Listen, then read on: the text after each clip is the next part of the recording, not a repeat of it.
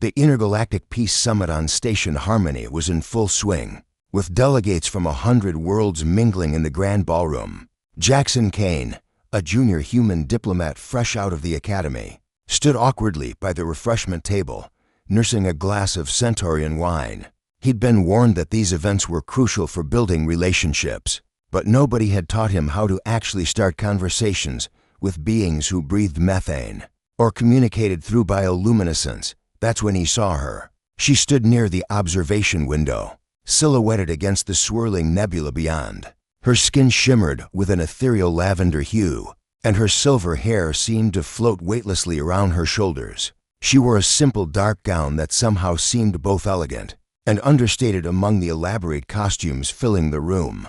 What struck Jackson most was how alone she looked, despite being surrounded by hundreds of beings. The orchestra bizarre ensemble of musicians from various worlds began playing something that resembled a waltz. Jackson had always been terrible at these formal events, but something about her solitary figure gave him courage. Before he could talk himself out of it, he walked over. "Excuse me," Jackson said, his translator implant rendering his words into the lingua franca of the galaxy. "I know this might be forward, but would you like to dance? You look like you could use a break from standing alone." The woman turned, and Jackson found himself staring into eyes that shifted between violet and gold. A smile played at the corners of her lips. "How refreshingly direct," she said, her voice melodic. "I accept." As they moved onto the dance floor, Jackson realized he'd made an excellent choice. Alexa, she'd introduced herself simply as that was an exceptional dancer, adapting effortlessly to the unfamiliar rhythm. She moved with a grace that made him feel clumsy, but she never made him feel inadequate. "So, what brings you to this magnificent gathering of cosmic bureaucrats?" Jackson asked, attempting humor to mask his nervousness. Alexa laughed, a sound like wind chimes. "Obligation, mostly. And you?" "Same, I suppose. I'm with the human delegation, junior attaché, which is a fancy way of saying I carry bags and try not to cause diplomatic incidents. And asking strange alien women to dance, does that fall under incident prevention? Or incident creation?" Her eyes sparkled with amusement. "I'm hoping for a third category, pleasant accident." They talked as they danced, and Jackson found himself genuinely enjoying the conversation. Alexa was witty, intelligent, and refreshingly honest. She asked about Earth, about his life, about the little things that made him human. In turn, she shared carefully chosen details about her own world, a planet of crystalline oceans and floating cities, where music was considered sacred and silence was a gift. "You're easy to talk to," Jackson admitted as the song changed. "Most people here are so caught up in protocol and politics. You're different. Perhaps I'm simply better at pretending," Alexa said. But her smile suggested otherwise. As they continued dancing, Jackson noticed something odd.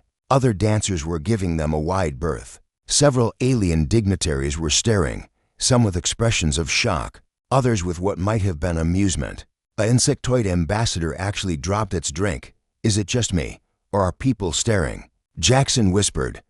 "They're probably wondering who the brave human is," Alexa said cryptically. Before Jackson could ask what she meant, a tall figure in ornate armor approached. The being's face was hidden behind a ceremonial mask, but its body language screamed military authority.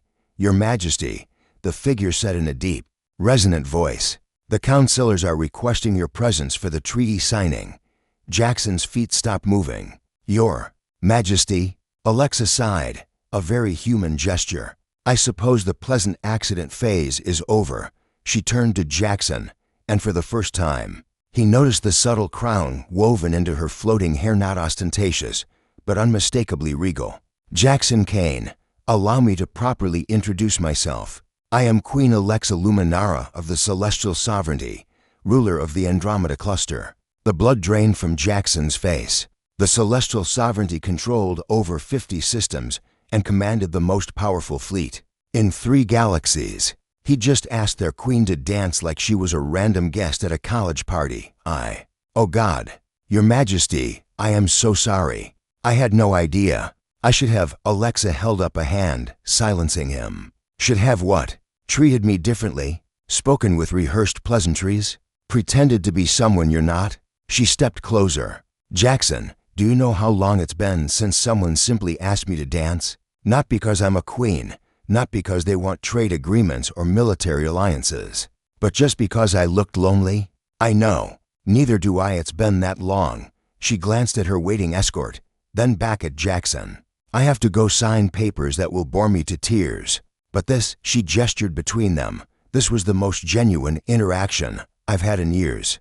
Jackson's mind was still reeling. I still can't believe I called you a strange alien woman.